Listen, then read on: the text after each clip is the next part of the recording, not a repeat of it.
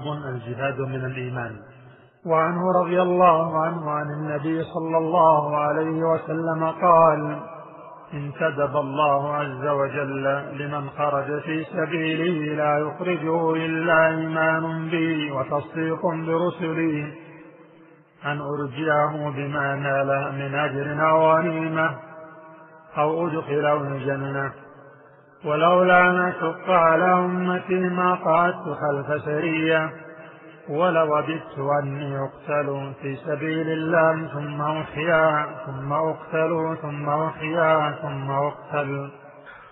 باب دے بدی بارک کی جد اللہ پلار کی جہاد کول د ایمان حصہ دا.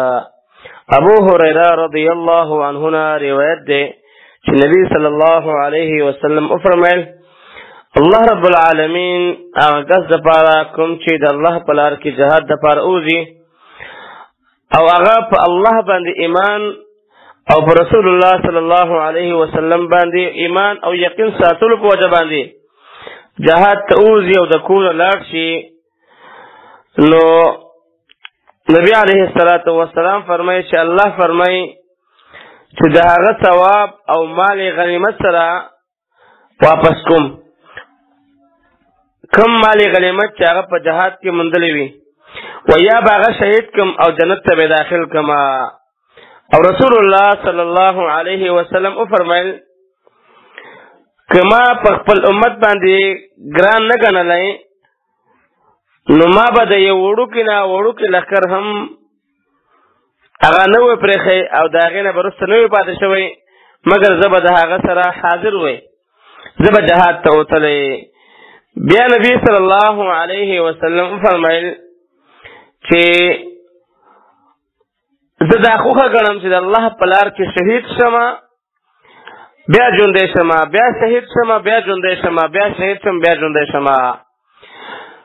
دی حدیث کی اصول فوائد اول دی حدیث کی دا مسئلہ بیانے گی چی سوک لمن خرج فی سبیلہ دا اللہ دا پارا اوزی دا ریا دا پارا اونوزی دا شہرت دا پارا اونوزی دا قوم پرستی دا وجہ اونوزی دا مذہب تا تعصب دا وجہ اونوزی بلکہ دا رب العالمین دا دین دا بڑائی دا پارا دا اعلاء کلمت اللہ دا پارا اوزی دا سنا چی جہاد نا شخصی معاملہ جوڑا کی نم دا جہاد ورکی نو شخصی معاملات چیڑی دا شخصی دشمنی اگر دا جہاد بنمانی بدلی کی نا دا اللہ دا پارا پا اللہ ایمانوی او پا رسول ایمانوی دا اللہ دا پارا اوزی دا انسان دا پارا اللہ رب العالمین اجر رکی اور رب العالمین دا انسان جنت تبوزی.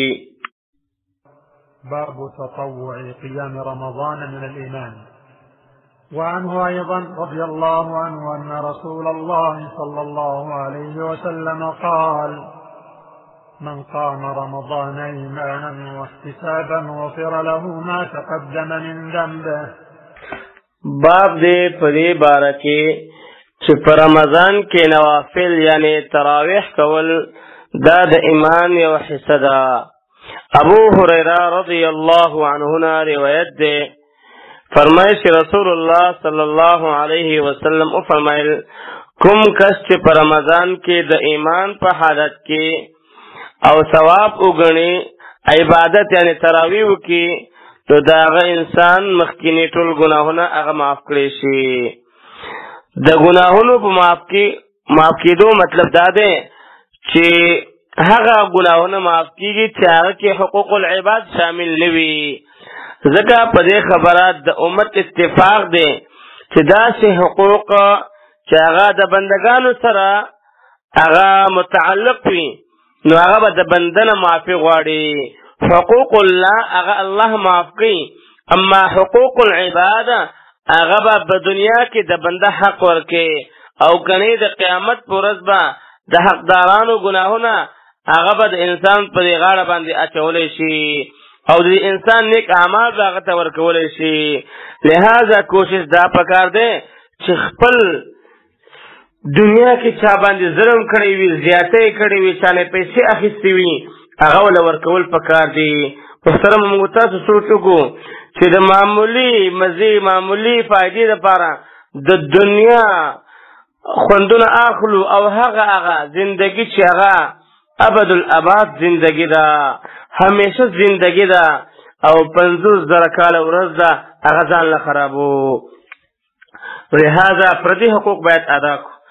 دارنګې دې حدیث کې دا مسله هم معلومیږي چې هر عمل هغه قبلیږي رب العالمین ته کله چې کله د انسان نیت صحیح وي، ایمان پکې وي، ایمان د عادت په خاطر عبادت نه کول بلکې د عبادت په خاطر باندې عمل کول او د الله د رضا دپاره عبادت کول، په دې نیت د الله بندګي کول چې دا عبادت دی، دا په دې باندې ماته الله اجر راکړي او په نیت د ثواب باندې کول.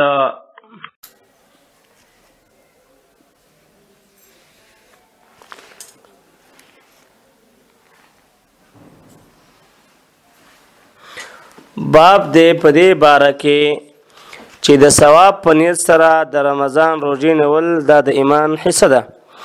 ابو هریره رضی الله عنه نه روایت دی چې رسول الله صلی الله علیه وسلم وفرمیل کوم کس چې د رمضان په میاشت کې په حالت د ایمان او نیت د ثواب سره روژې ونیسي نو د هغه ټول تیر شوي ګناهونه به معاف کړی شي. محترمو دې حدیث کې هم دا خبر ده چې ایمان د انسان نوی که څومره اعمال وکړي هغه الله رب العالمین نه قبلوي.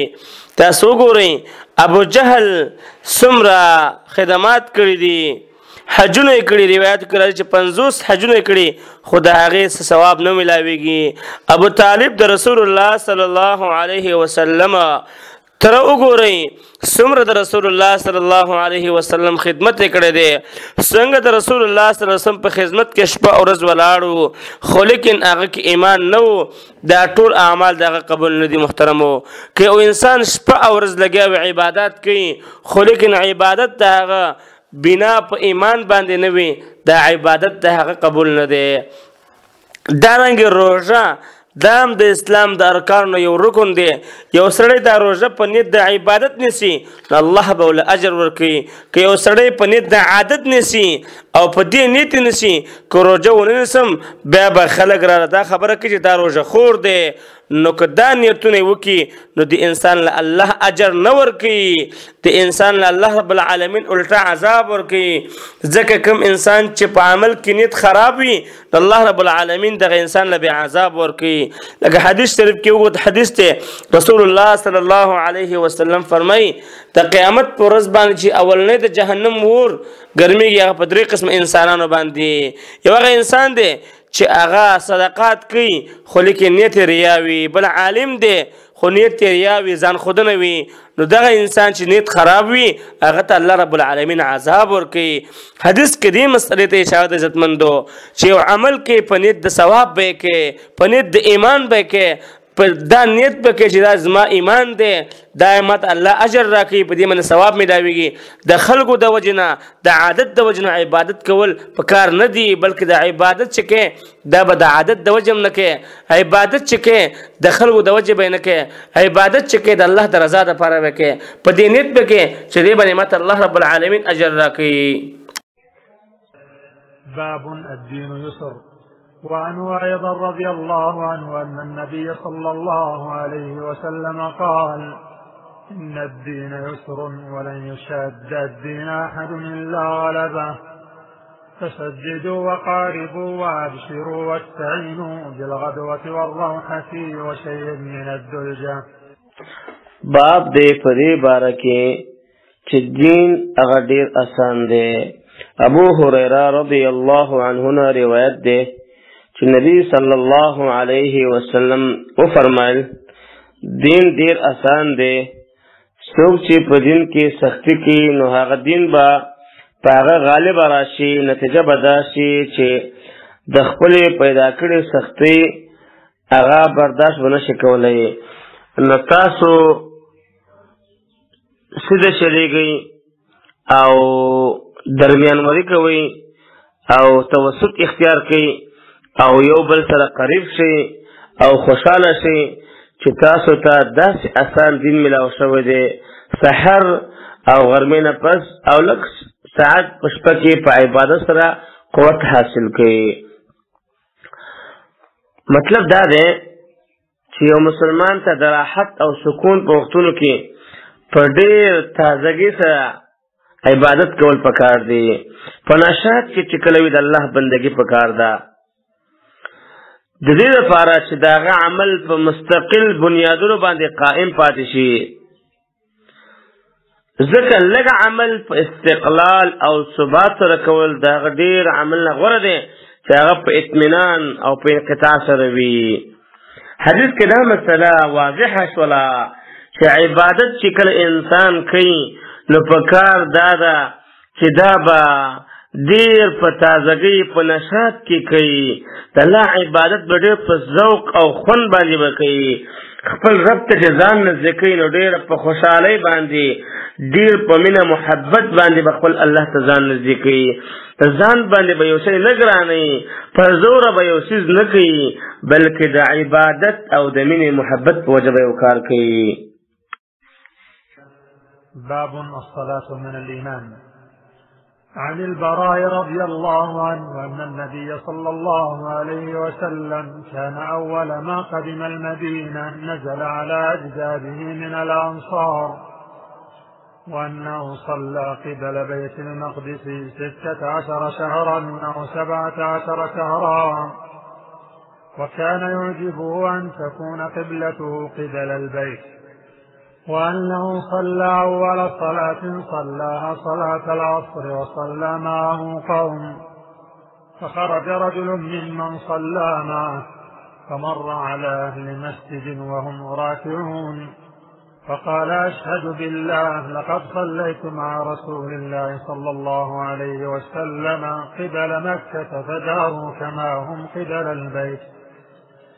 وكانت اليهود قد أعجبهم إذ كان يصلي قبل بيت المقدس وأهل الكتاب فلما ولى وجهه قبل البيت أنكروا ذلك.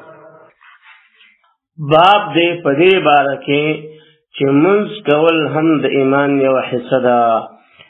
براء بن عازب رضی الله عنه نه روایت دی چې یقینا نبی صلی الله علیه وسلم اول چې کله مدینې ته راغی نو خپلو نیکونو خواته ورغی یا خپلو مامدانو خواته ورغی د انصارونه، او نبی صلی الله علیه وسلم بیت المقدس طرف ته 14 یا 19 میاشتې منځ کوو، او نبی صلی الله علیه وسلم دا خوښوله چې د هغه قبله هغه بدله شي، قبله کعبه شي. او نبی صلی الله علیه وسلم اول منځ چې کړی دی کعبې طرف ته نو هغه منځ مازدیګر دی، او نبی صلی الله علیه وسلم سره څه خلکو منځ وکړو نو په دې کې یو سړی لاړه تیر شو، نو په دې کې په مسجد قبلتین سره تیر شو، هسې وکتل چې خلکو منځونه هغه بیت المقدس طرف ته کوي، نو هغوی ته یې قسم وکړو چې قسم په الله ما رسول الله صلی الله علیه وسلم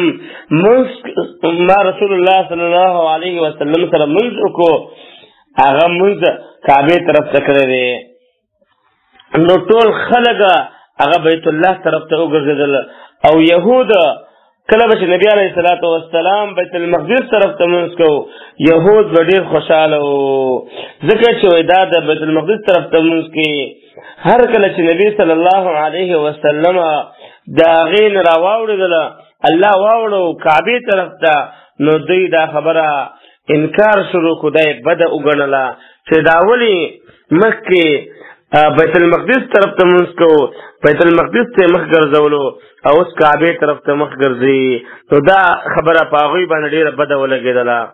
په دې حدیث کې دا هم ده چې د تحویل د قبلې نه مخکې چې کوم خلک وفات شوي وو نو د هغوی ته به د منځونو ثواب میلاویږي یا نه.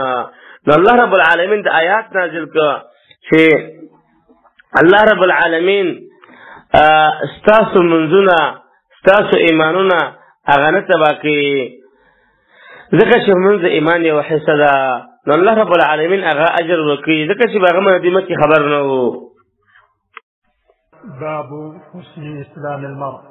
عن ابي سعيد الخدري رضي الله عنه انه سمع رسول الله صلى الله عليه وسلم يقول: إذا أسلم العبد فحسن إسلامه يكفر الله عنه كل سيئة كان زلفها، وكان بعد ذلك القصاص الحسنة ب10 أمثالها إلى 700 ضعف، والسيئة بمثلها إلا أن يتجاوز الله عنها.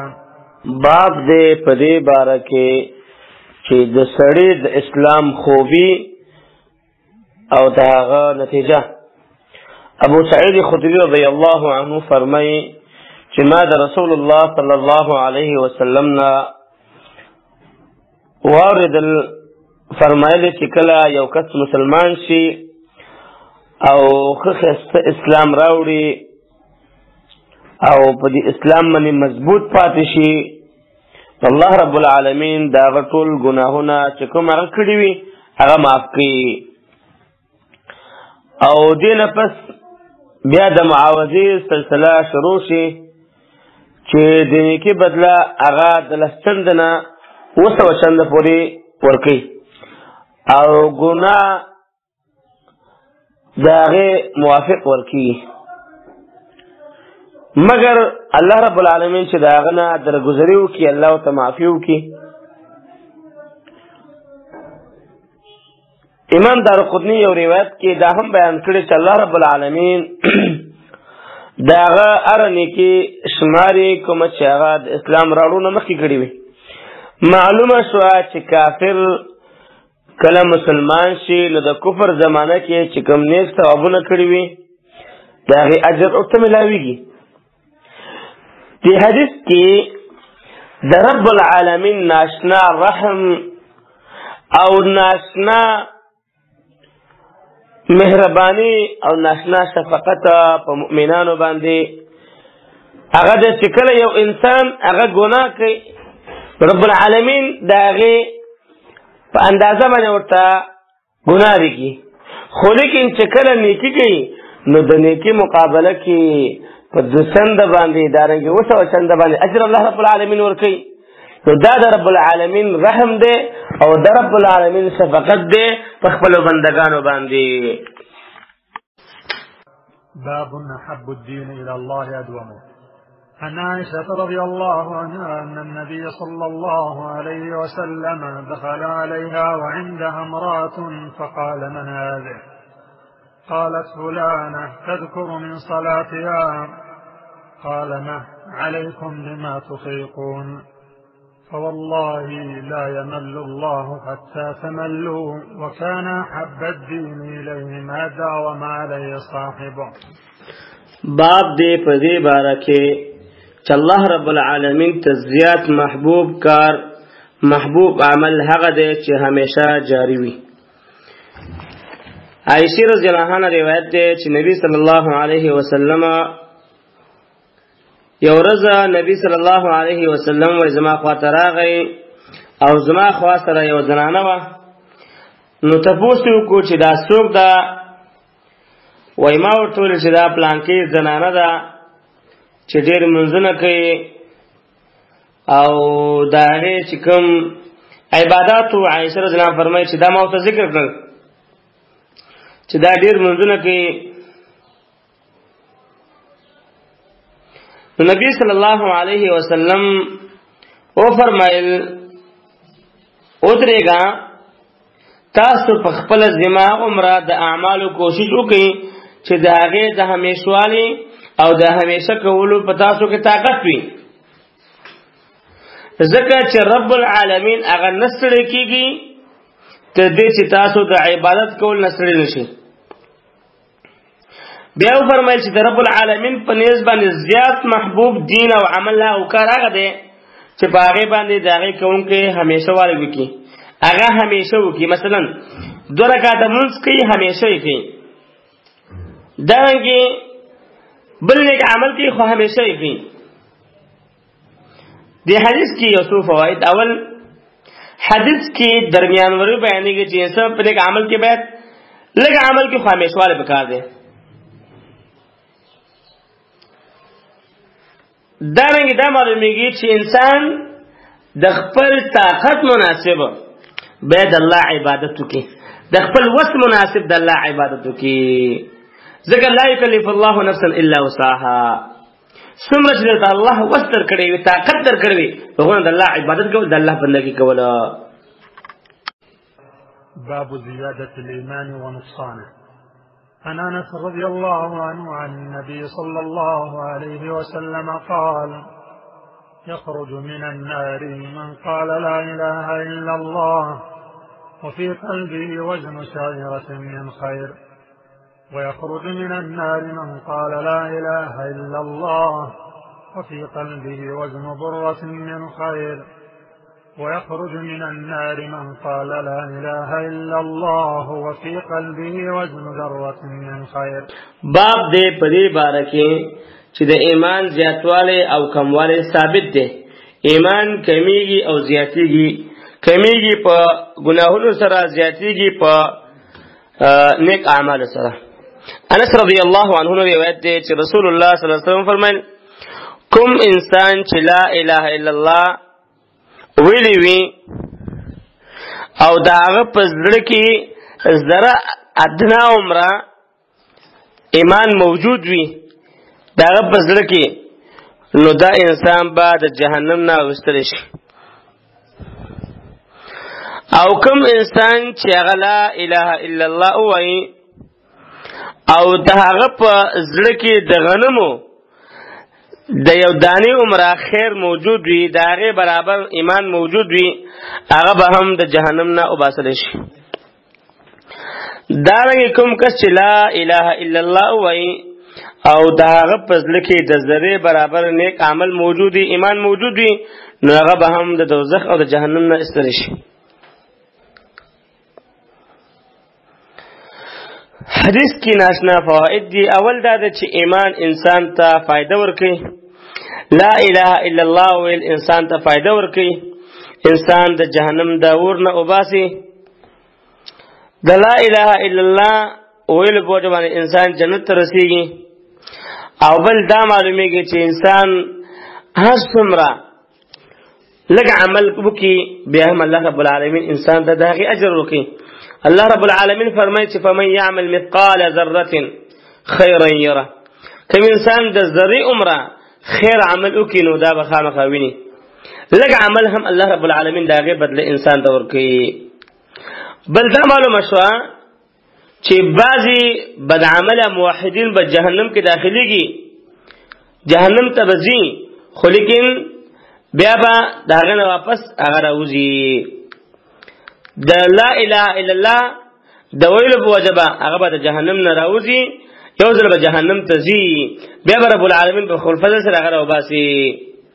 اما کافر انسان هغه به همیشه په جهنم کې وي.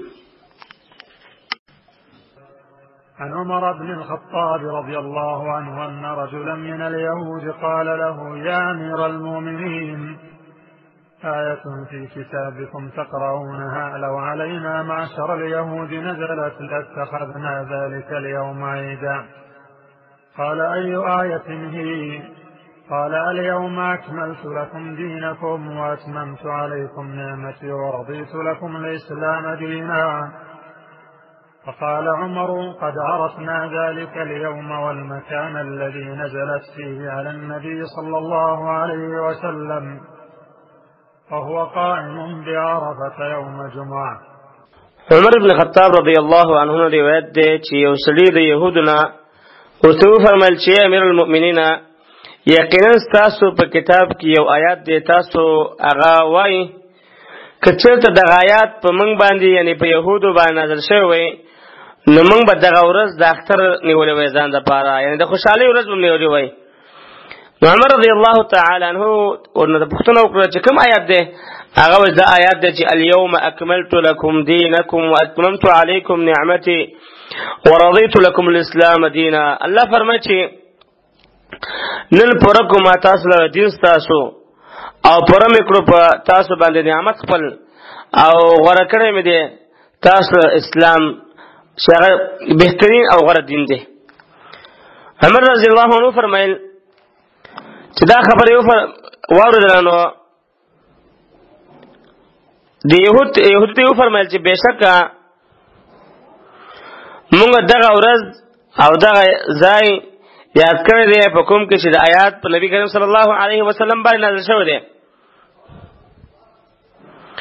چې نبی صلی الله علیه وسلم په دغه ورځ عرفه کې مقیم او د جمعې ورځ وه. د آیات کریمه معلومه شوه چې د دې د نزول نه مخکې د آیات د نزول نه مخکې دین او ایمان پوره نه و بلکې نیمګړی و. لهذا په دې کې کمی بیشی کېدی شي. همدغه امام بخاری رحم الله مقصد هم دی. امام بخاری رحم الله فرمایي چې زه په مختلفو ښارونو کې ډېرو علماو سره ملاو شوم، د هر یو سره ما ملاقات وکړو، وای د ټولو نه او د ټولو علماو موقف دا و چې ایمان د قول او عمل نوم دی او دا کمیږي زیاتیږي. دلته الیوم اکملت لکم په دې آیات کې رد دی په هغه چا باندې چې هغوی دا خبره کوي چې په دین کې به د ځان نه څیزونه نه باسي، بدعات به پکې نه باسي. نه، دین پوره دی. الله وی الیوم اکملت لکم دینکم، دین پوره شوی دی. دین کې چاته ضرورت نشته چې ځان نه مسائل نه باسي، ځان نه بدعات جوړ کی، ځان نه رسومات جوړ کی. دین پوره دی، دین الحمدلله پوره شوی دی. لہذا چاته ضرورت نشته. آیات کریمه معلومه شوه چې د پیغمبر صلی الله علیه وسلم دغه بیان نه بعد دین پوره شوی دی، دې ته ضرورت نشته. کم خلک چې دا خبره کوي چې دین پوره نه دی، دین کې څه نیمګړتیا شته، هغه نیمګړتیا به وروسته امامان پوره کوي. نه، الله فرمایي چې الیوم اکملت لکم دینکم، دین پوره دی، خلکو ته ضرورت نشته د هغې د پوره کولو لپاره. باب الزكاة من الإسلام. عن طلحة بن عبيد الله رضي الله عنه يقول: جاء رجل من أهل نجد إلى رسول الله صلى الله عليه وسلم ثائر الرأس نسمع دوي صوته ولا نفقه ما يقول، حتى دنا فإذا هو يسأل عن الإسلام، فقال رسول الله صلى الله عليه وسلم: 5 صلوات في اليوم والليلة. فقال: هل علي غيرها؟ قال: لا، إلا أن تطوع. قال رسول الله صلى الله عليه وسلم: وصيام رمضان. قال: هل علي غيره؟ قال: لا، إلا أن تطوع. قال: وذكر له رسول الله صلى الله عليه وسلم الزكاة. قال: هل علي غيرها؟ قال: لا، إلا أن تطوع.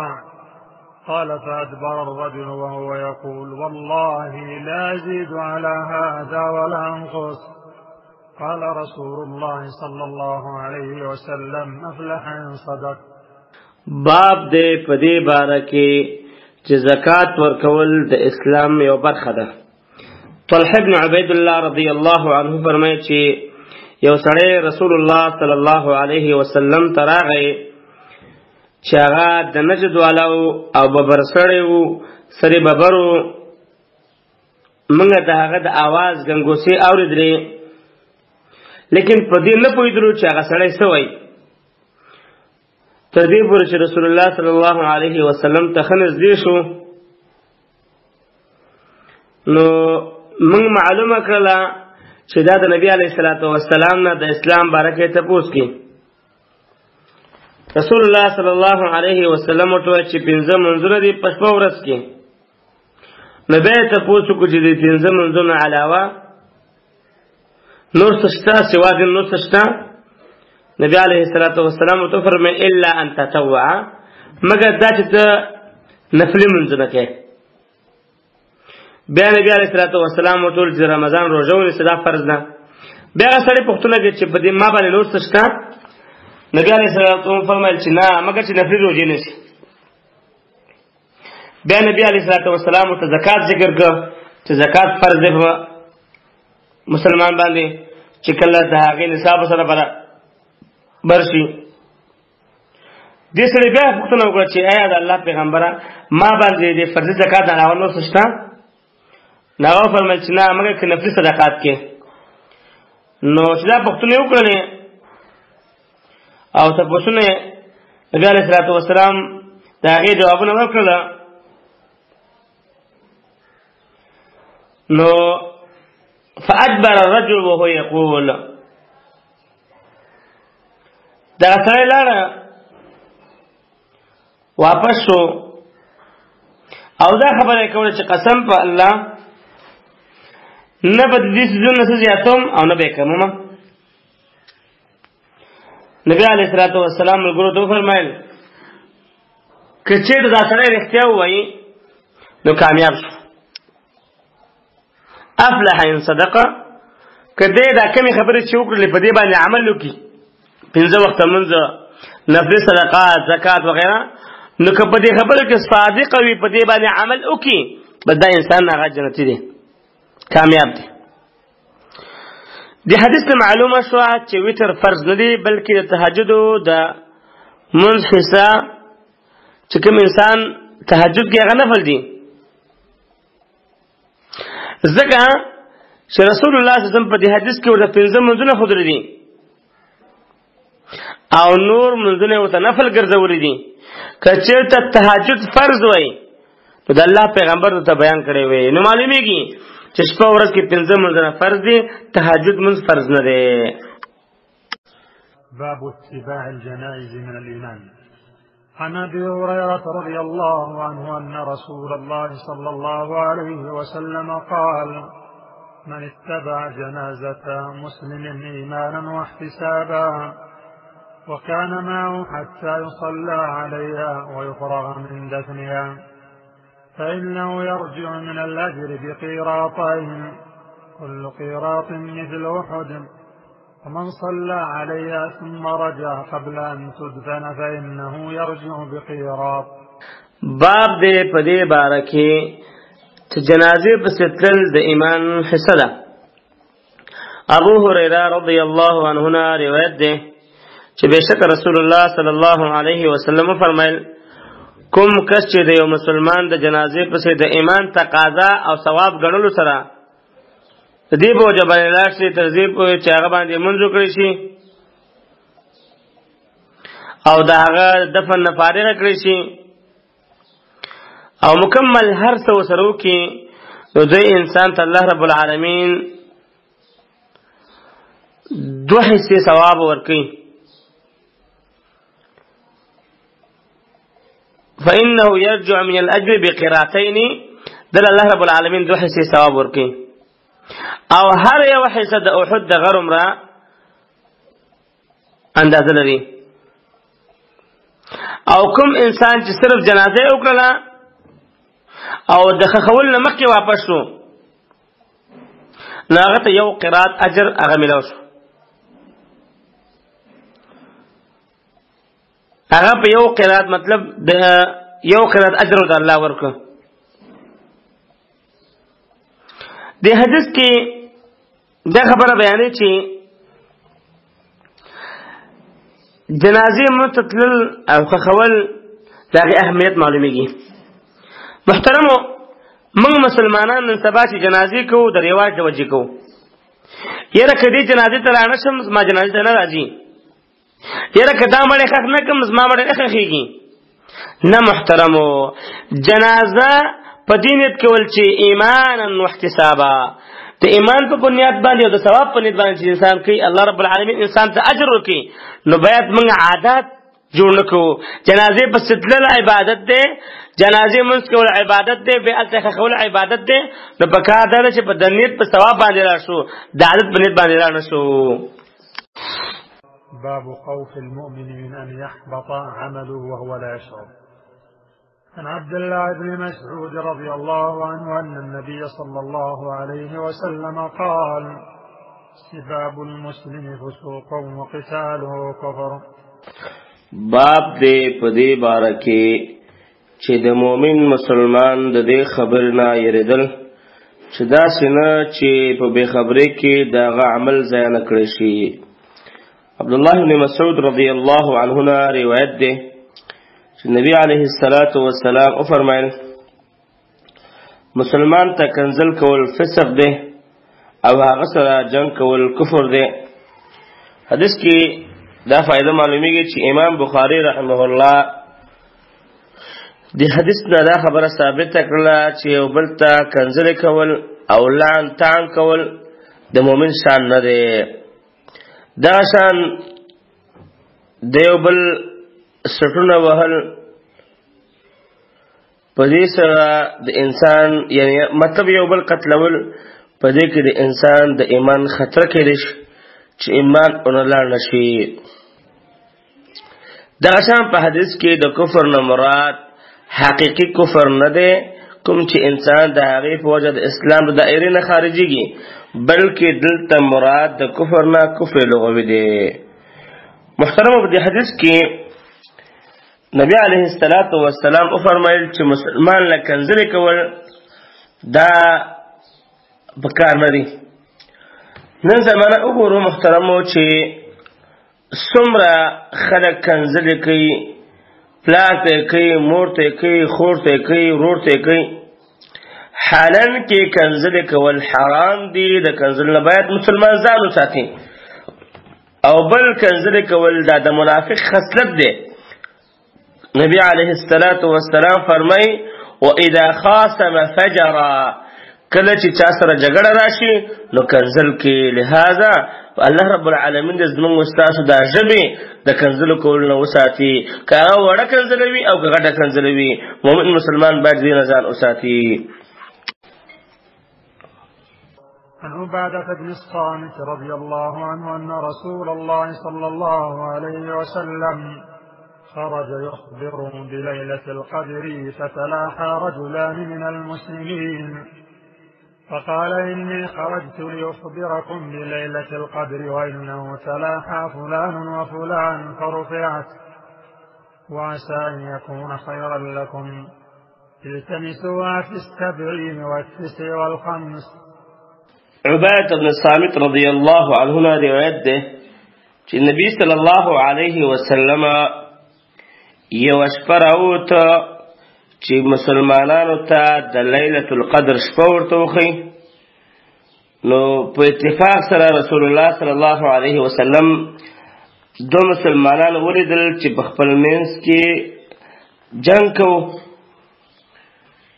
نبی علیه السلام وفرمایل په دې وخت کې ذکر راووتلم چې تاسو ته د لیلة القدر د شپې په هکله باندې خبر درکم. خو لیکن ما فلانکې او فلانکې ولیدل چې په خپل منځ کې په جنګو د دې وجه نه د هغوی د خبرو د وجه نه دغه خیر هغه تاسو د هغې نه محرومه شوئ او اوچت کړی شو او کېدای شي چې ستاسو په حق کې بدي کې فایده وي.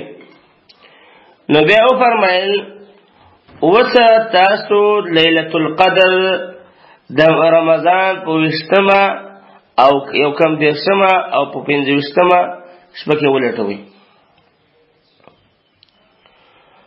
د حدیث نه دا خبره معلومه شوه چې خپل منځ کې جګړه دومره لوی جرم دی چې د هغې په بدې باندې د لیلة القدر عظیم دولت نه موږ محروم کړی شو.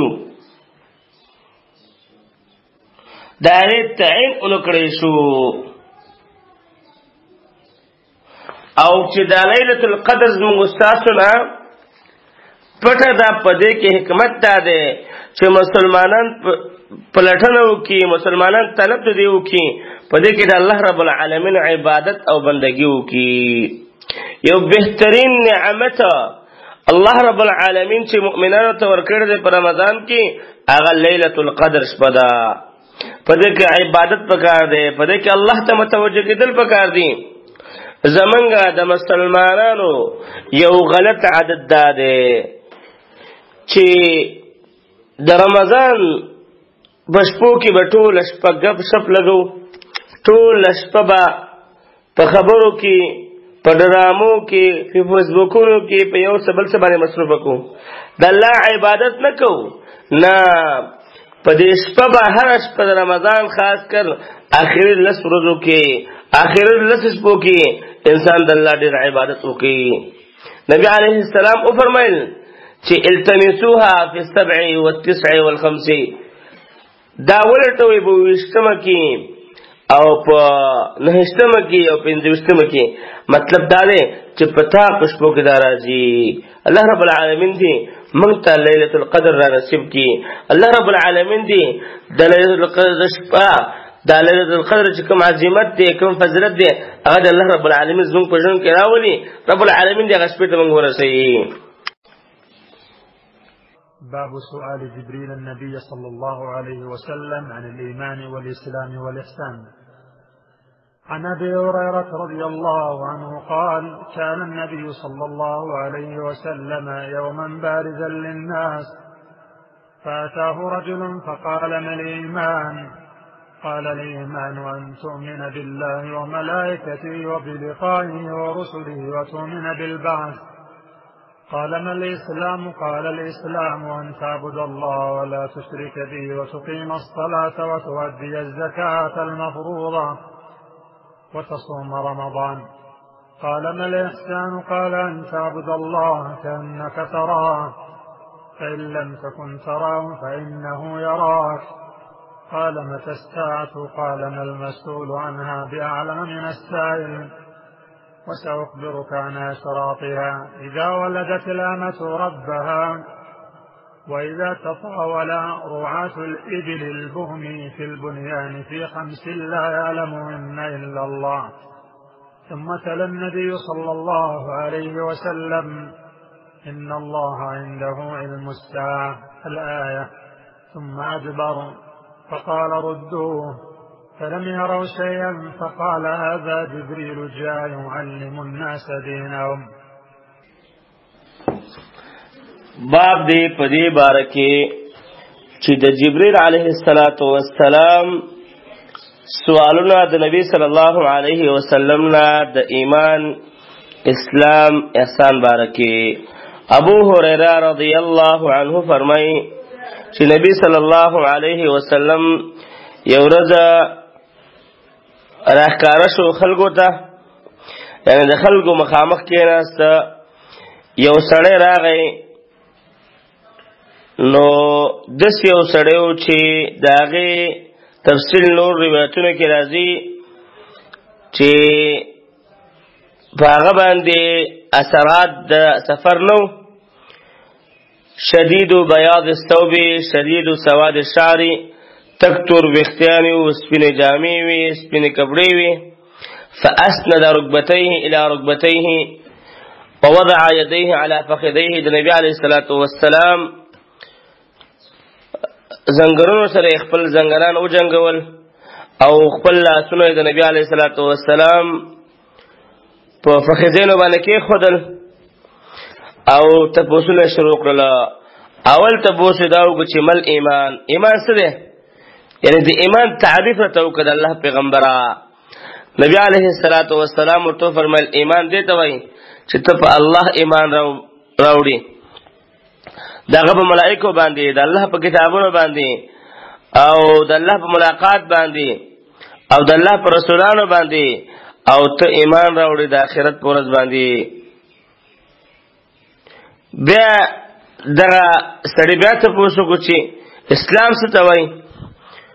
نبی علیه السلام ورته فرمایل اسلام دا دی چې د الله عبادت وکړي او د الله سره بل څوک شریک نه کړي او د مونځ پابندي کړي او زکات ورکړي، هغه زکات چې کوم فرض دی، او د رمضان مبارک روزې نیسي.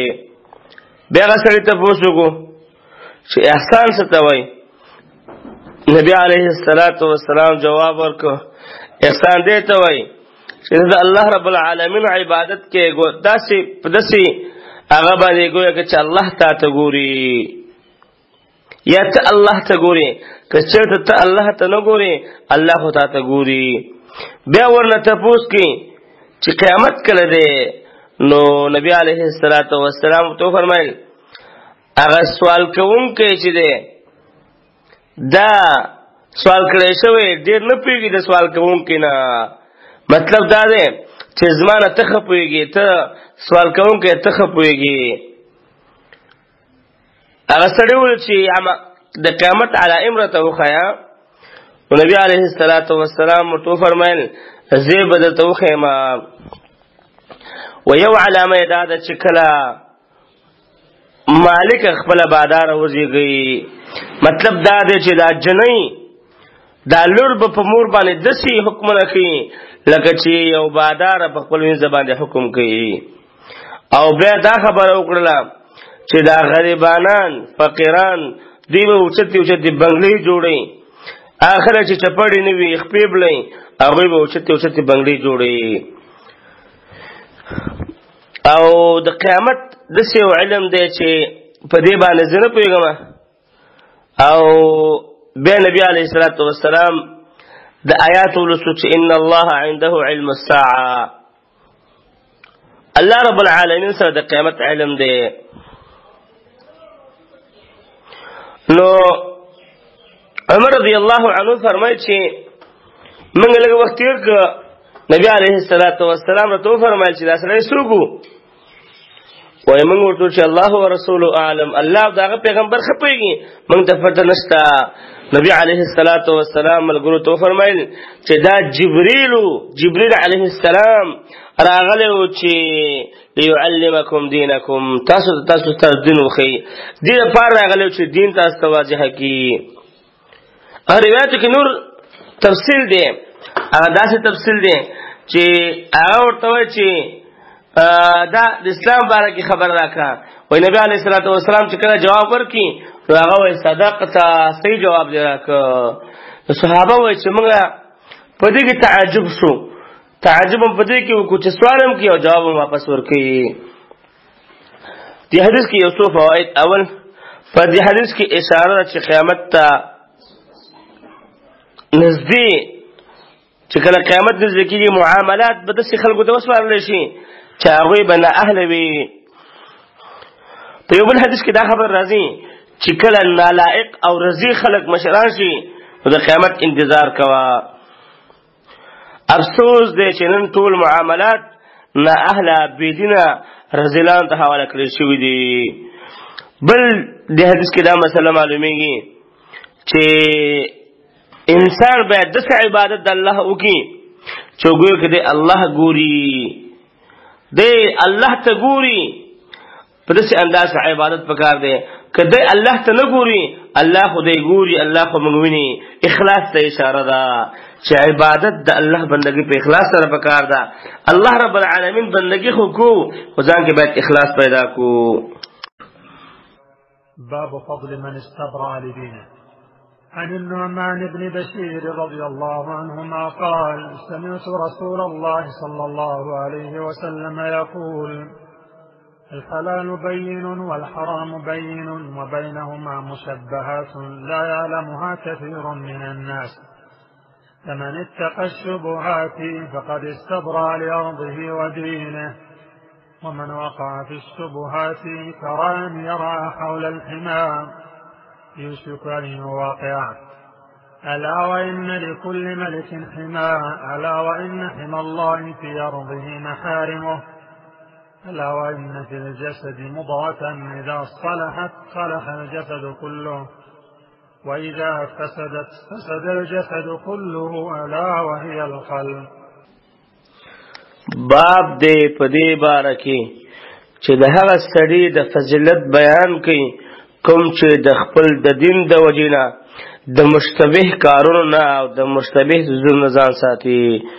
نعمان ابن بشیر رضی الله عنه فرمایي چې ما د رسول الله صلی الله علیه وسلم نه اورېدلی و چې حلال ښکاره دي او حرام ښکاره دي او د دې په منځ کې څه مشتبه کارونه دي، د شک شبهې څیزونه دي چې ډېر خلک په هغې باندې نه پوهېږي.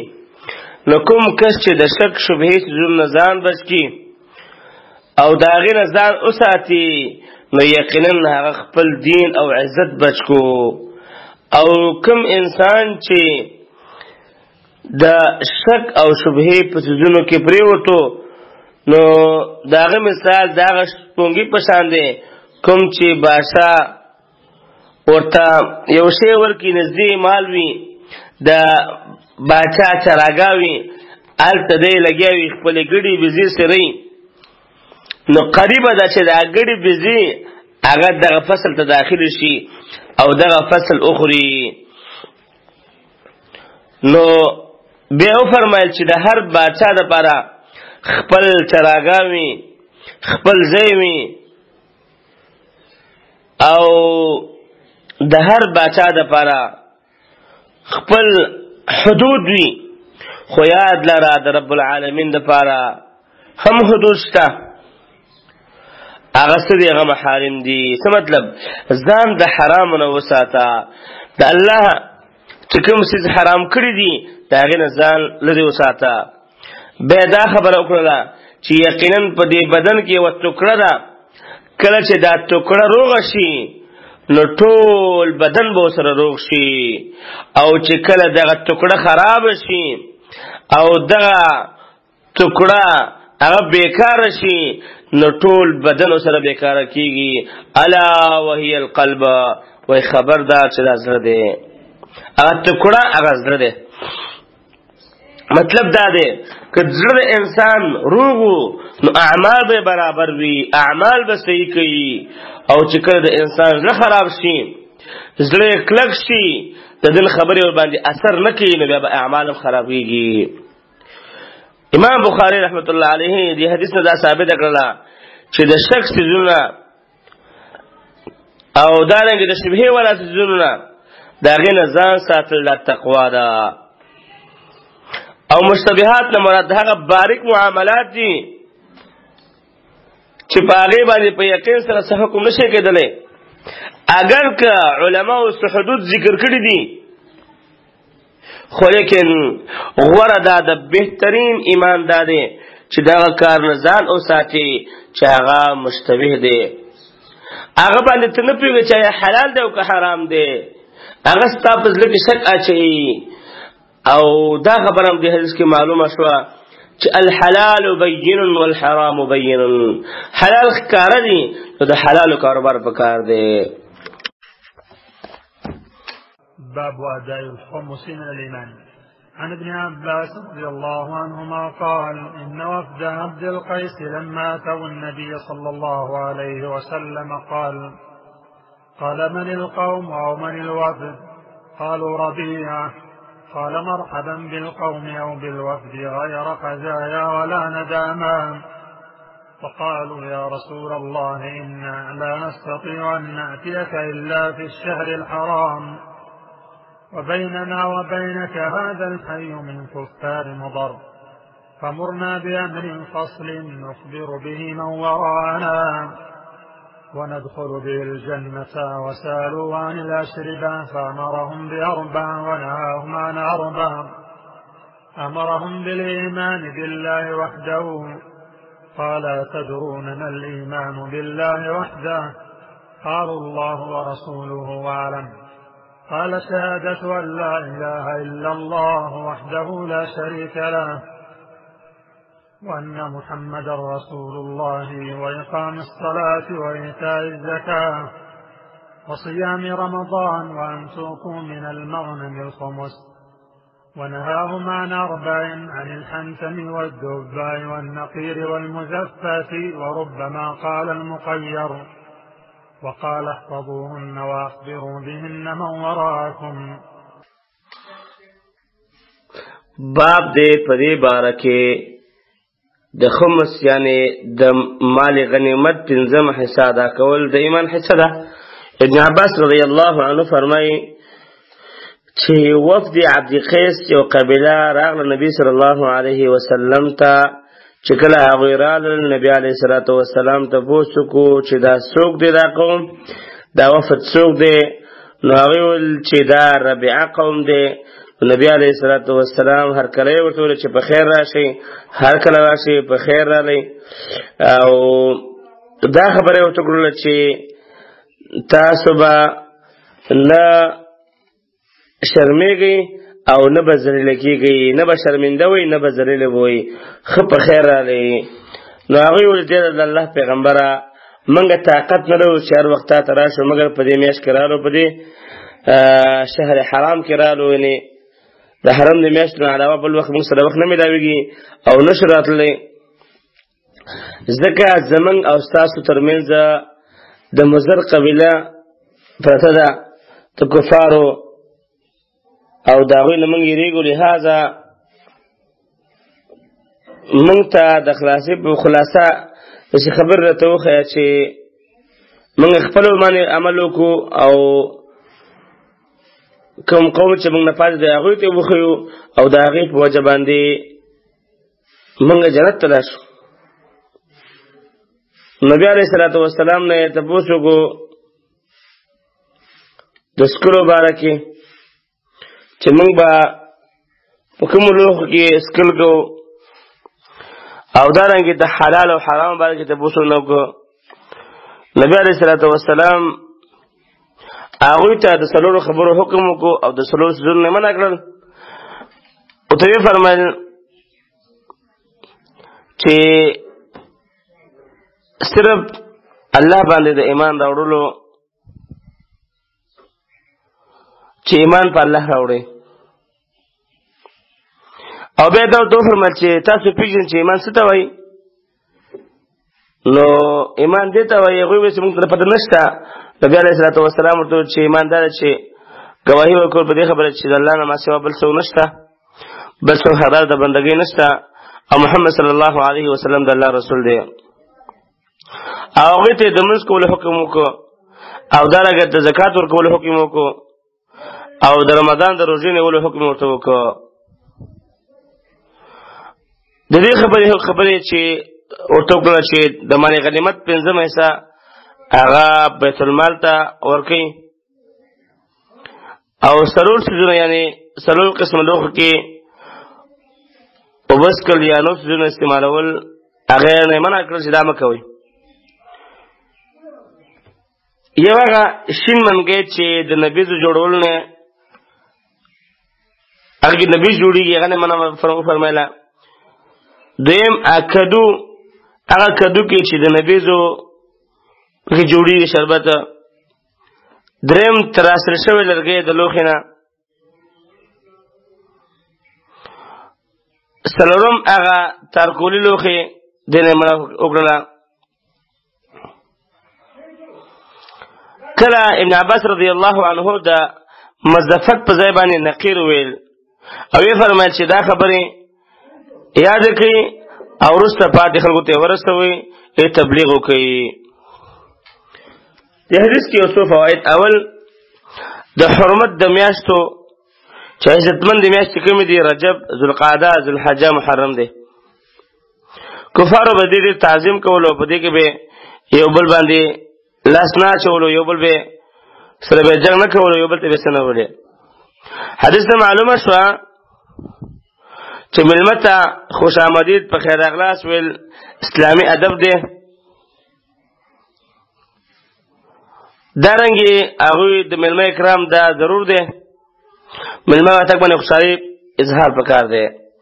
دغه شان یو مسلمان له ضرور دی چې هغه ایمان او علم په خپله سینه کې محفوظ کړي او دارنګې یاد کړي او نورو مسلمانانو ته یې ورسوي.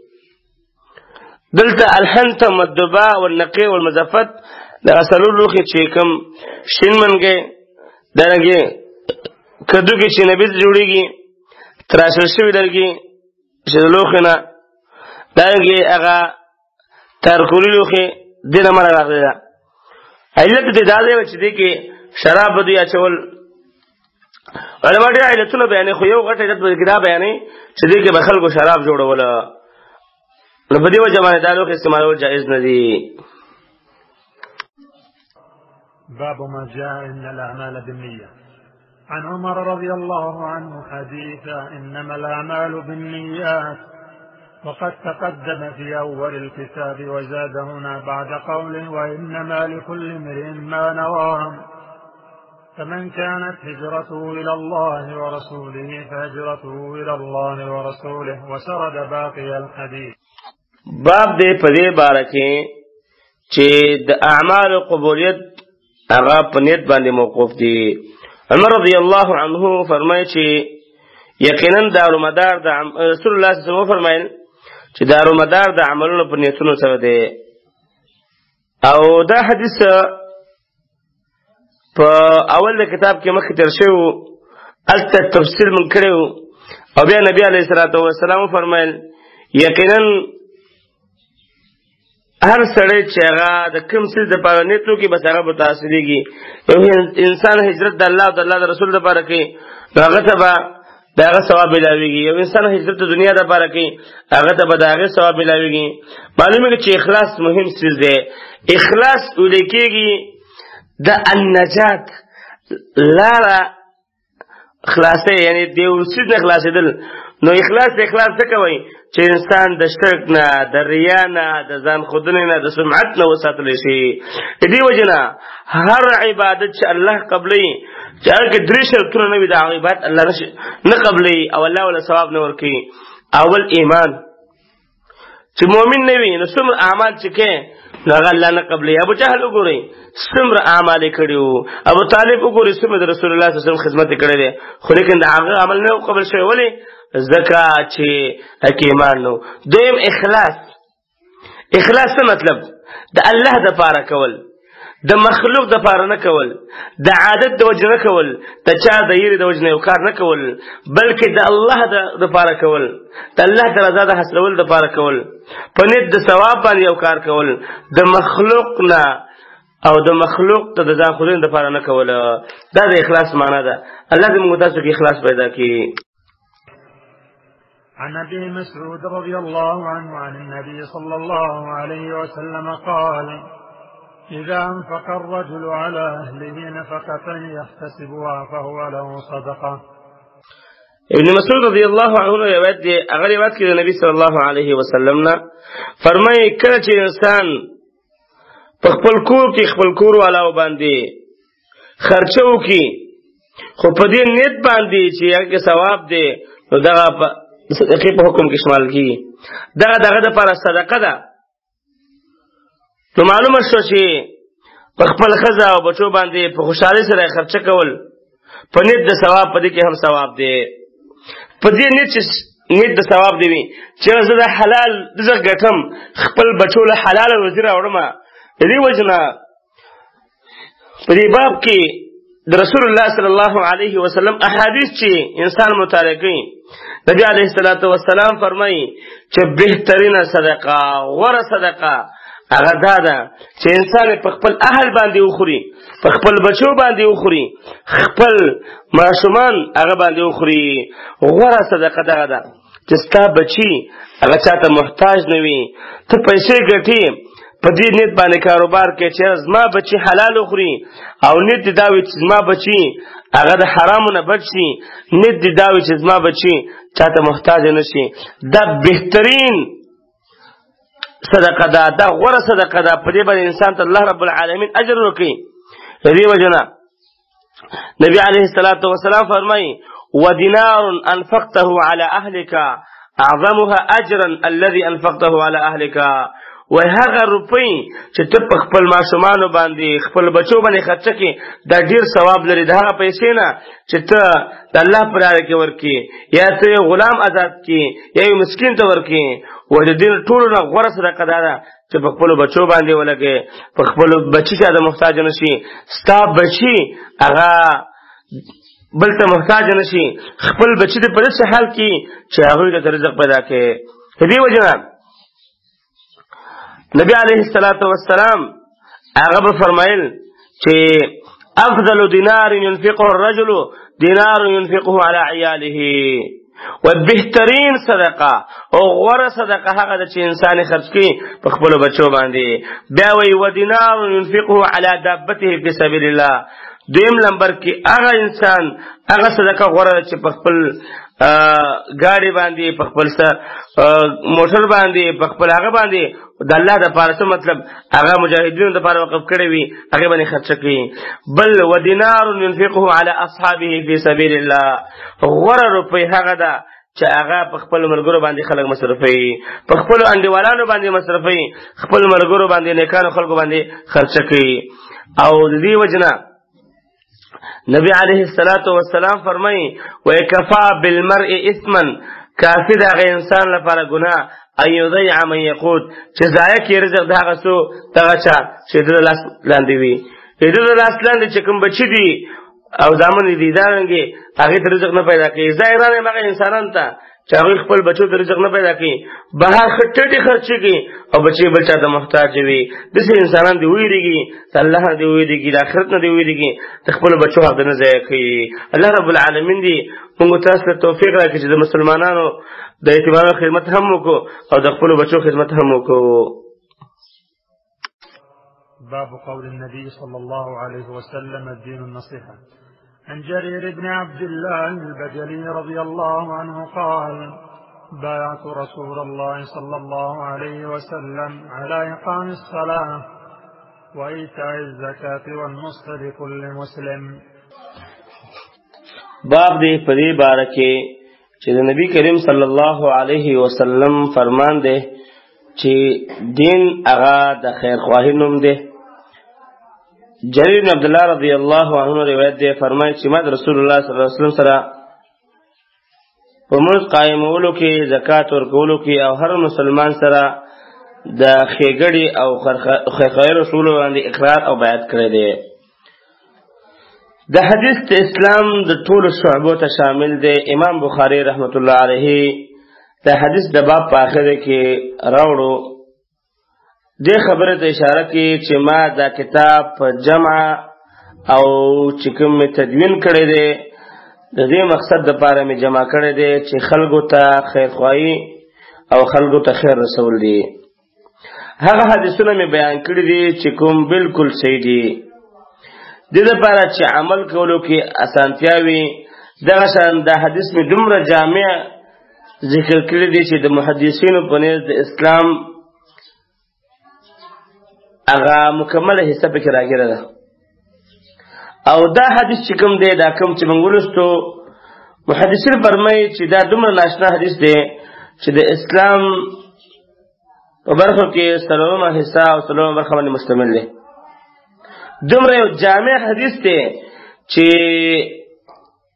دین هغه د خیرخواهي دین دی، اسلام هغه د خیرخواهي دین دی. دین معنا خیرخواهی رسول خلقو ته. دین کې خیرخواهی پرته ده. هر مسلمان به د بل مسلمان د خیرخواهی کوشش کوي، هر مسلمان به د بل مسلمان د خیر کوشش کوي، هر مسلمان به د بل مسلمان د فائدې کوشش کوي.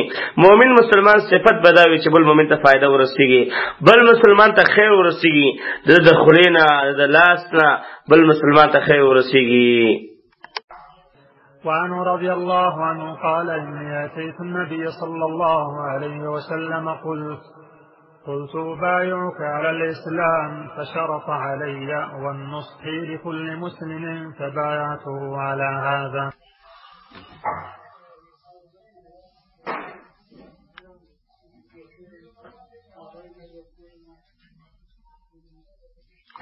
دارنګه جرير بن عبد الله رضی الله عنه فرمایي چې زه رسول الله صلی الله علیه وسلم سره په خدمت کې حاضر شوم. و عرض مې کو چې زه تاسو سره په اسلام باندې بیعت کول غواړم. و نبی علیه الصلاۃ والسلام معنا د هر مسلمان سره د خیرخواهی او دارنګه د هغه د لوز پر کولو وعده واخیستله چې ته به هر مسلمان ته خیر رسې. وبايعك على الاسلام فشرط عليها والنصح لكل مسلم چې ته به هر مسلمان ته خیر رسې. مسلمان صفت بدایي چې مسلمان ته به خیر رسي. مؤمن مسلمان به همیشه د مؤمن مسلمان په خدمت کې وي. دا نه چې بل مسلمان ته د هغې د وژلو د هغې د ختمولو کوشش کوي. نه، د اسلام او د مؤمن صفت دا دی چې هغه به د بل مؤمن دپاره خیرخوا جوړېږي، د بل مؤمن دپاره به فایدهمند جوړېږي، بل له به همیشه فایده رسوي، د هغه د صحت خیال به ساتي، د هغه سره چې مشوره کوي. د دې وجه نه نبي علیه صلات وسلام فرمایي چې المستشار مؤتمن، که مؤمن سره چې مشوره کېږي هغه به ښایسته مشوره ورکوي، غلطه مشوره به نه ورکوي. دا د مسلمانانو صفت دی. زمونږ دین د دې وجه نه دین النصیحه، د نصیحت دین دی، د خیرخواهی دین دی. یو مسلمان له به خیرخواهی ښه مشوره ورکوي، ښه خبره به ورته کوي. او دارنګه د حدیث کې دا مسله هم معلومیږي چې کافرو ته نصیحت کول او هغوی اسلام ته دعوت ورکول، هغوی اسلام ته رابلل، هغه پکار دی. او دارنګه د مسلمانانو سره په دې خبره کې خیرخواهي کول چې کله تا نه یو مسلمان څه مشوره غواړي او یا تا نه څه غواړي نو هغوی ته ښه مشوره ورکول دا د مسلمان صفت دی او دغه معنا د خیر خوایي. بعض القوم سمع ما قال فكره ما قال وقال بعضهم بل لم يسمع حتى إذا قضى حديثه قال أين أراه السائل عن الساعة قال ها أنا يا رسول الله قال فإذا ضيعت الأمانة فانتظر الساعة قال كيف إضاعتها قال إذا وسد الأمر إلى غير أهله فانتظر الساعة. د علم بیان امام بخاری رحمت الله علیه د کتاب الایمان نفس کتاب العلم راوړی دی ځکه چې د ایمان راوړلو نفس د دین علم د زده کولو ذمہواري هغه ضرور ده چې انسان علم زده کړي. باب دے د علم د فضیلت بیان کے ابو هريره رضی اللہ عنہ روایت دے فرمائی چې ورځ په داسې حال کې چې نبی صلی الله علیه وسلم په مجلس کې خلکو ته بیان کولو واضح کولو په دې کې یو اعرابي باندې راغی نبی صلی الله علیه وسلم ته او هغه نه تاسو کو چې قیامت به کله قائميږي. نو رسول الله صلی الله علیه وسلم هغه ته هیڅ جواب ورنکو او خپل هغه بیان جاری وساته پای کې مصروف وو. په دې کې سخلګو دا خبره وکړه چې رسول الله صلی الله علیه وسلم دا خبره واوریدله لیکن دا خبره ورته ونه ښکاره شوله د دې وجې نه جواب ورنکړ او څه خلکو پکې دا خبره وکړله چې نبي صلی الله علیه وسلم د دغه باندې چې خبره نه ده اورېدلې چې کله رسول الله صلی الله علیه وسلم خپله خبره ختمه کړه نو یې فرمایل چې دا سوال کوونکی کوم ځای کې دی چا چې مانه د قیامت باره کې سوال کړو دا څه شو. نو هغه سوال کوونکی وویل چې زه یم. نبی علیه السلام ورته فرمایل چې کله امانت ضایع کړی شي نو د قیامت انتظار کوه پوه شه چې قیامت راغی. هغه تپوس وکړو چې امانت ضایع کول به څنګه وي. نبی علیه السلام وفرمایل کله چې کار معاملات ناقابله اهل ته وسپارلی شي ناقابله خلکو ته وسپارلی شي یو انسان د یو عهدې مستحق نه وي نو هغه ته وسپارلی شي د قیامت انتظار کوه. حدیث کې دا فائدہ معلومیږي د امر نه مراد دینی معاملات دي لکه خلافت شو دارنګه قضاوت شو دارنګه فتوا وغیرہ. دینه معلومه شو چې د دینی ضرورتو لپاره علماو ته رجوع کول پکار دي چې هغوی انسان ته حق واضح کړي او حق ورته ښکاره کړي. بله فایده په دې حدیث کې دا معلومیږي چې کله یو انسان د یو عالم خواته راشي او هغه مصروف وي نو هغه له انتظار پکار دی چې هغه کله فارغ شي د هغې نه بعد بیا د خپل هغه مقصد او نغختل غواړي چې زما دا مقصد دی د لپاره راغلی ما تپوس ورنه پکار دی. دا د مجلس ادب هم دی او دارنګې د یو انسان د پاره دا ادب دی چې کله د یو عالم نه پوښتنه کوي نو هغه چې کله مصروف وي په یو خبره کې دا درمیان کې تپوس پکار نه دی. بل په دې کې طالب العلم نه هم دا ادب پکار دی. دا ادب خو چې کله طالب العلم هغه استاد تناست وي استاد لګیا وي کتاب وایي د کتاب په آخر کې باید تپوس وشي درس په آخر کې په منځ کې تپوس کول پکار نه دی. الله عنه قال بينما رسول الله صلى الله عليه وسلم في مجلس يحدث القوم جاءه أعرابي فقال متى الساعة فمضى رسول الله صلى الله عليه وسلم يحدث فقال باب من رفع صوته بالعلم. عن عبد الله بن عمرو رضي الله عنهما قال تخلف النبي صلى الله عليه وسلم عنا في سفرة سافرنا فأدركنا وقد أرهقتنا الصلاة ونحن نتوضأ فجعلنا نمسح على رجلنا فنادى بأعلى صوته ويل للأعقاب من النار مرتين أو ثلاثا. باب دے پدے بارکے چکم کس علم بیانی نو د خپل علم بیانولو وخت کې आवाज اوچت کی आवाज پورته کی. عبدالله ابن عمر رضی الله تعالی عنہما فرمایي چې په یو سفر کې مونږه د نبی صلی الله علیه وسلم سره په ملګرتیا باندې وو. نو نبی صلی الله علیه وسلم زمونږه رسته پاتې شو. بیا نبی صلی الله علیه وسلم مونږ سره په داسې حال کې ملاو شو چې په مونږ کې مونږ ته هغه ناوخته کړې وه او مونږ اودسونه شروع کړله. نو په دې کې د تاریخ د وجې نه مونږ په خپلو خپو باندې اوبه ومږلې ځکه چې په وینځلو کې ناوخته کېدو صرف اوبه مو باندې واچولې. نبی علیہ الصلوۃ والسلام په اوچت आवाज سره 2 یا 3 ځله دا خبره وکړه چې هلاکت د هغه انسانان لره چې د هغوی پوندې اوچې پاتې شولې. هلاکت د هغه انسانان لره چې د خپلو د ګېټو دپاره هغه اوچ زوی له پاتې شولې دپاره د اور عذاب دی. معلومه شوه چې د ضرورت په وخت کې به اوچت आवाज سره نصیحت هیڅ حرج او ګناه نشته. د مسلم حدیث نه معلومیږي چې د وعظ او نصیحت په وخت کې داسې انداز اختیارول د نبی صلی الله علیه وسلم سنت دی. داسې انداز اختیارول پکار دی چې انسان خپل مخاطب پوي کی. دارنګه د حدیث کې بله مسله معلومیږي هغه دا ده چې انسان به په اودس کې ډېر احتیاطات کوي، ډېر د احتیاط نه به کار اخلي چې یو اندام یو ځای اوس پاتې نه شي.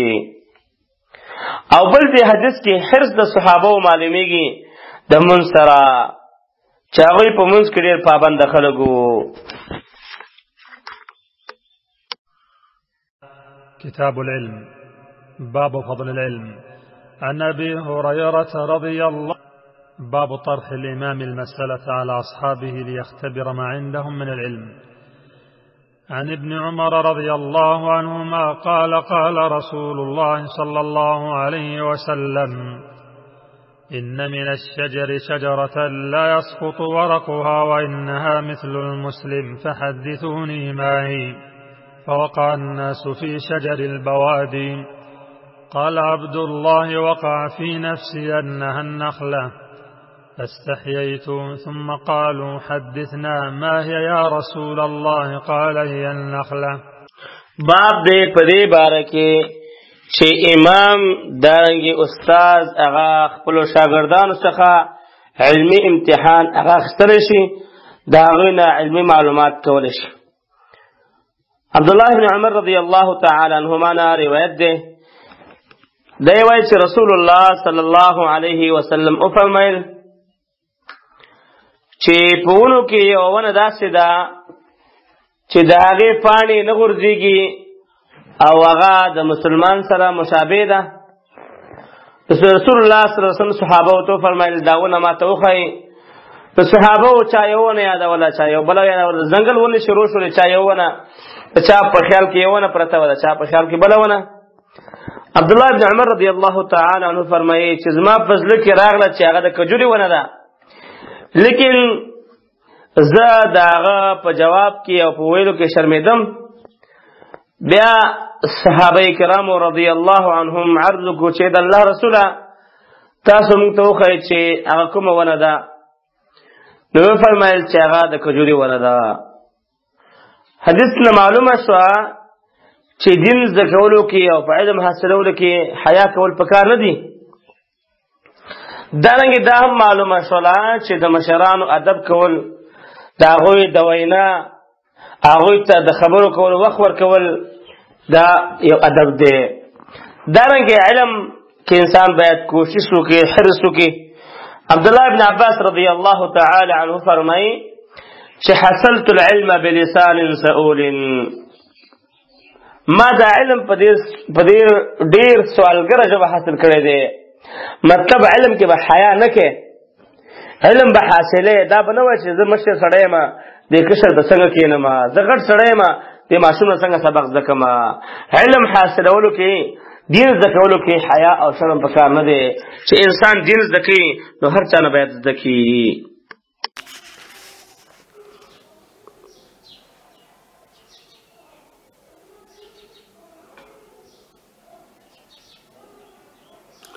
باب دې په دې باره کې چې حدیث خپله ویل او دارنګې ویلو سره محدث ته اورول چې کوم د علم الحدیث استاذ وي.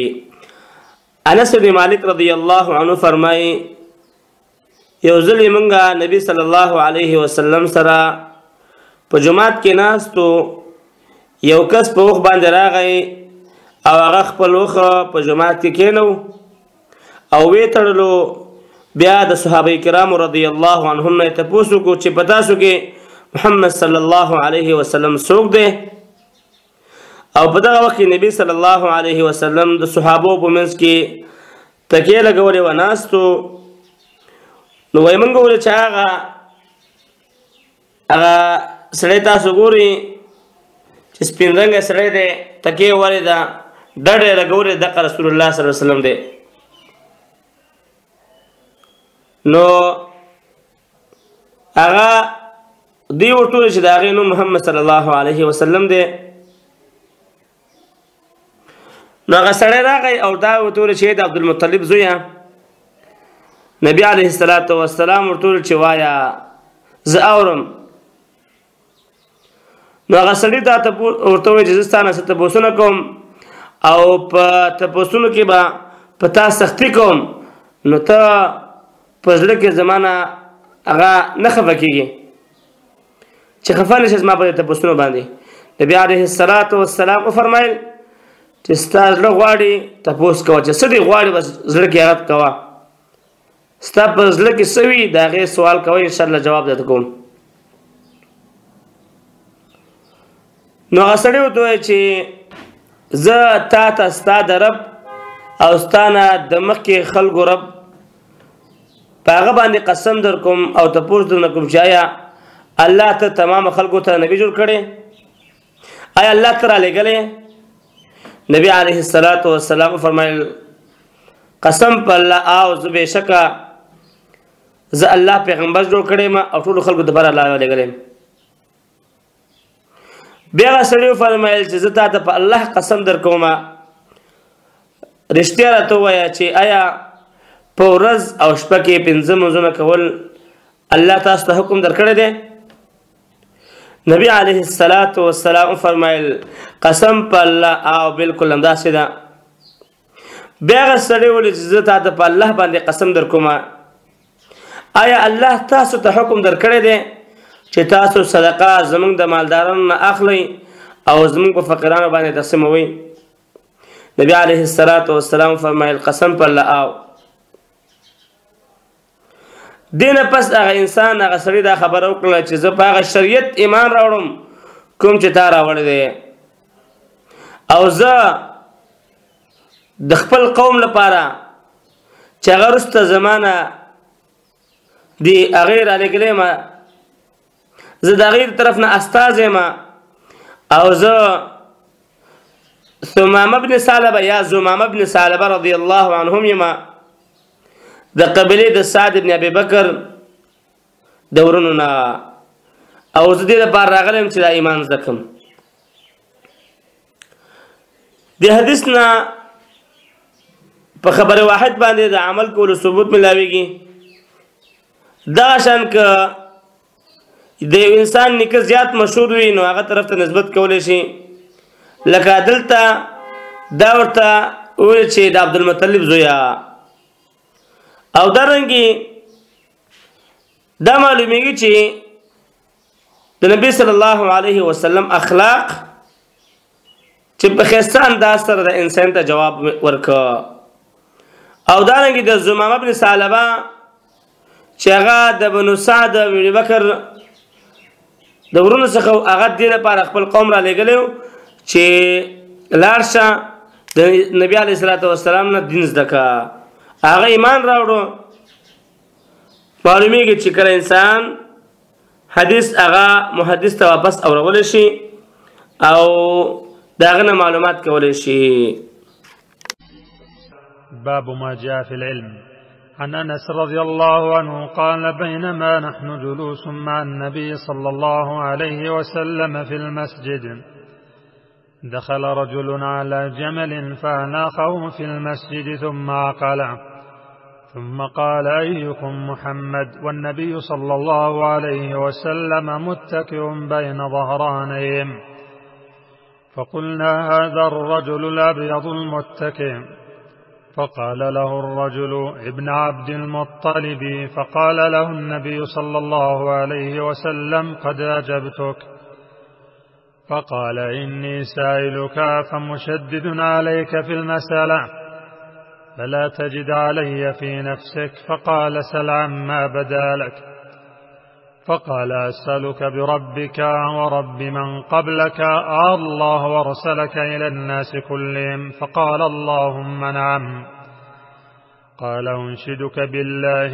الله أمرك أن تصلي الصلوات الخمس في اليوم والليلة قال اللهم نعم قال أنشدك بالله الله أمرك أن نصوم هذا الشهر من السنة قال اللهم نعم قال أنشدتك بالله الله أمرك أن تأخذ هذه الصدقة من أغنيائنا فتقسمها على فقرائنا فقال النبي صلى الله عليه وسلم اللهم نعم فقال الرجل آمنت بما جئت به وأنا رسول من ورائي من قومي وأنا ضمام بن ثعلبة أخو بني سعد بن بكر.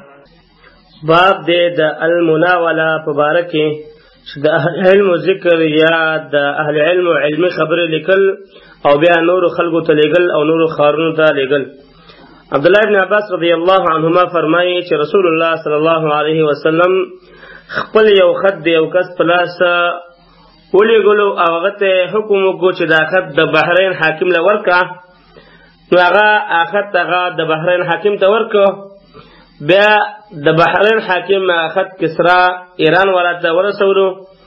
بیا چې کله کسرا خط ولستو نو په خپل بدبختۍ سره د رسول الله صلی الله علیه وسلم هغه خط یې وشلولو. ابن عباس رضی الله تعالی عنه فرمایي چې رسول الله صلی الله علیه وسلم دا خبره واورېدله چې د کسرا باچا زما خط شلولی دی. هغوی ته د الله پیغمبر خیری وکړلې چې الله رب العالمین دې دغه خلک دغه شان ټوکړې ټوکړې کړي لکه څنګه چې زما دا خط هغه ټوکړې ټوکړې کړی دی. د حدیث نه مناوله او د علم د خاوندانو خبرې لیکل او نورو ملکونو ته لیږل دا جائز دي او ثابت شو ورنه. دغه شان دا معلومه شوه چې غیر مسلم حکومت سره د جنگ اعلان کولو نه مخکې هغه ته د اسلام دعوت پکار دی. او دارنګې دا معلومه شوه چې یو انسان ستا د خط بې عزتي وکړي نو هغه ته خیریم پکار دی او د هغې نه بدله اخیستل پکار دی. مناوله دا معنا لیکل د اهل علمو خبرې او هغه بیا بل چا ته رسول د علماو نصیحتونه لیکل هغه نورو ته رسول. دې باره کې امام بخاري دا باب تړلی دی.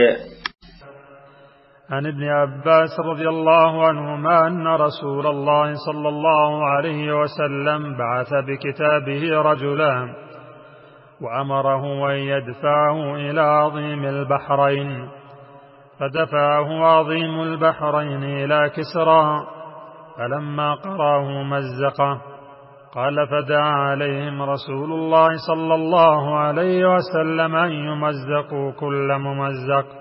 انس بن مالک رضی الله عنه نے روایت ہے فرمائی چې نبی صلی الله علیه وسلم یو خط د روم یا د ایران بادشاہ ته ولیکو یا د لیکلو اراده وکړه. نو هغه ته ویل شو چې ګوره هغه خلک هغه بے مهر خط نلولي هغه خط لولي چې باغه باندې مهر او ټاپه وي او چې کوم خط هغه باندې ټاپه او مهر نه وي هغه له وخت نه ورکوي. نبی صلی الله علیه وسلم د سپینو زرو یوه ګوته یې جوړه کړله په هغه کې محمد رسول الله صلی الله علیه وسلم لیکل شوی. انس رضی الله عنه فرمایي داسې محسوسیږي گویا کې زه اوس هم د رسول الله صلی الله علیه وسلم په لاس مبارک کې د هغې سپینوالي طرف ته ګورم داسې محسوسیږي. د حدیث ته معلومه شوه چې د سپینو زره ګوته هغه استعمالول جایز دي. دارنګې دا معلومه شوه چې دستخط انسان په یو خط باندې وکړي او دارنګې ټاپه دا معلومه شوه چې یو خط باندې ټاپه لګول او دارنګې دستخط کول د ثبوت دپاره دا هم جایز دي. د رسول الله صلی الله علیه وسلم نه ثابت ده. باب من قعد حيث ينتهي به المجلس ومن رأى فرجة في الحلقة فجلس فيها. عن أبي واقد الليثي رضي الله عنه أن رسول الله صلى الله عليه وسلم بينما هو جالس في المسجد والناس معه إذ أقبل 3 نفر فأقبل 2 إلى النبي صلى الله عليه وسلم وذهب واحد. قال فوقف على رسول الله صلى الله عليه وسلم فأما أحدهما فرأى فرجة في الحلقة فجلس فيها وأما الآخر فجلس خلفهم وأما الثالث فأدبر ذاهبا. فلما فرغ رسول الله صلى الله عليه وسلم قال ألا أخبركم عن النفر 3 أما أحدهم فآوى إلى الله فآواه الله وأما الآخر فاستحيا الله منه وأما الآخر فأعرض الله عز وجل عنه. ابو واقد الليثي رضی الله تعالی عنه روایت ده چې ورځ په داسې حال کې چې رسول الله صلی الله علیه وسلم په مسجد کې هغه راغلی او خلک نبی صلی الله علیه وسلم سره ناستو د هغه نه تپوسونه کول. 3 کسان راغلل نو په دوی کې 2 کسان د رسول الله صلی الله علیه وسلم مخې ته راغلل او یو کس لاړه. ابو واقد رضی الله عنه وایي چې هغه دواړه لږ ساعت رسول الله صلی الله علیه وسلم سره حصار شو. په هغوی کې یو کس په حلقه د مجلس کې څه ګنجایش ولیده نو کېناسته او دویم ټول نه وروسته کېناسته. دریم واپس هغه لاړه. کله چې رسول الله صلی الله علیه وسلم د وعظ نه فارغ شو نو ویې فرمایل چې آیا زه تاسو ته د 3 کسانو حال ونه ښیم؟ په دې کې یو الله ته رجوع وکړله نو الله هم هغه له ځای ورکړ او دویم حیا وکړه نو الله د هغه نه حیا وکړله او دریم مخ وګرځو نو الله رب العالمین هم د هغه نه اعراض وکړ. په دې حدیث کې الله دپاره د صفت هغه ثابت ده چې هغه حیا ده. بعض علما دې تاویل کړی ده چې دې مراد رحم کول او چاله عذاب نه ورکول دي، لیکن محققینو اسلاف دا انداز هغه نه دی خوښ کړی، بلکې د هغوی پر د الله صفات څنګه چې ثابت وي بلا کیفین بلا تأویل بلا تعطیل بلا تشبیه بلا تفصیل هغه شان تسلیمول پکار دي. او بل دا د حدیث کې دا مسله معلومه شوله چې انسان باید علم ته کینی، یو مجلس ته راشي یو عالم لګیا وي د هغه نه فایده واخلي، د عالم بیان واوري، خپل ایمانی هغه نقصانات لري کی او خپل ایمان تازه کی، چې کوم نقصانات پکې وي دینی نقصانات هغه لري شي د عالم د بیان اوریدو په وجه باندې د بیان اعراض پکار نه دی. یو ځکه بیان شروع وي انسان باید بیان ته متوجه شي او د خیر نه باید ځان محروم نه کی. باب قول النبي صلى الله عليه وسلم رب مبلغ أو عام سامع. عن أبي بكرة رضي الله عنه قال قعد عليه السلام على بعيره وأمسك إنسان بخطامه أو بزمامه ثم قال أي يوم هذا؟ فسكتنا حتى ظننا أنه سيسميه سوى اسمه، قال أليس يوم النحر؟ قلنا بلى. قال فأي شهر هذا؟ فسكتنا حتى ظننا أنه سيسميه بغير اسمه، فقال أليس بذي الحجة؟ قلنا بلى. قال فإن دماءكم وأموالكم وأعراضكم بينكم حرام كحرمة يومكم هذا في شهركم هذا في بلدكم هذا، ليبلغ الشاهد الغائب، فإن الشاهد عسى أن يبلغ من هو أوعى له منه. باب دے پدی بارکے چې نبی صلی الله علیه وسلم فرمان چې بعضی وخت هغه کس چې چاته بالواسطه حدیث ورسی د مخامخ اوریدونکو ورانه زیات یا ساتونکو وي. مثلا یو کس مخامخ ناست وي او بل کس غائب وي، هغه انسان ته خبره رسول چې غائب وي هغه ډیر یادونکو وي. ابو بکر رضی الله عنه نه روایت ده، فرمایي چې یو ځل نبی صلی الله علیه وسلم په خپل وخت باندې ناستو او یو کس دغه د وخت واګې نیولې وي. نبی صلی الله علیه وسلم صحابه کرامو ته مخاطب شو او یې فرمایل چې دا کومه ورځ ده؟ نو صحابه وایي چې موږ غلي شو تر دې چې موږ دا ګمان کوو چې کېدای شي نبی علیه الصلاة والسلام د دې خپل نوم نه علاوه بل نوم وښایي. نو فرمایل چې آیا دا د قربانۍ ورځ نه ده؟ وای صحابه فرمایي چې موږ عرض وکړو چې ولې نه؟ بیا فرمایل چې دا کومه میاشت ده؟ وای موږ دا خیال وکړو کېدای شي چې نبی صلی الله علیه وسلم د دې بل نوم واخلي. نو موږ غلي شو. نبی صلی الله علیه وسلم فرمایل آیا دا د ذوالحجې میاشت نه ده؟ موږ عرض وکړو چې ولې نه د الله پیغمبره. دې نه پس نبی صلی الله علیه وسلم فرمایل ستاسو وینې، ستاسو مالونه، ستاسو عزتونه په یو بل باندې داسې حرام دي څنګه چې تاسو کې د دې ښار او په دې میاشت کې د ورځو حرمت دی. پکار ده چې څوک دلته حاضر دی هغوی د غائبو خلکو ته کوم خلک چې موجود نه دي دا خبره ورسوي، ځکه چې کېدای شي حاضر داسې کس ته خبره ورسوي چې هغه دغه خبره د ده نه زیات یاد ساتونکی وي، زیات یادونکی وي. حدیث کې دا معلومه شوه چې په مجلس کې هغه موجوده کسان چې موجود وي واز کېږي پکار ده چې هغه بل چاله ورسوي او دیني خبرې هغه کسان ته ورسوي چې هغوی دلته حاضر نه وي. دا یو ادب دی، علمي بیان خلکو له ورسوي. دعوت وکړو چې پلانکي ځای کې ښایسته بیان وشو، هغه یا خپل ورته بیان کړي یا ورته وایي چې پلانکي کیسټ کې دا بیان دی، پلانکي ځای کې دا بیان دی، دا واوره. دا یو خیر دی چې مسلمان باید بل ته ورسوي.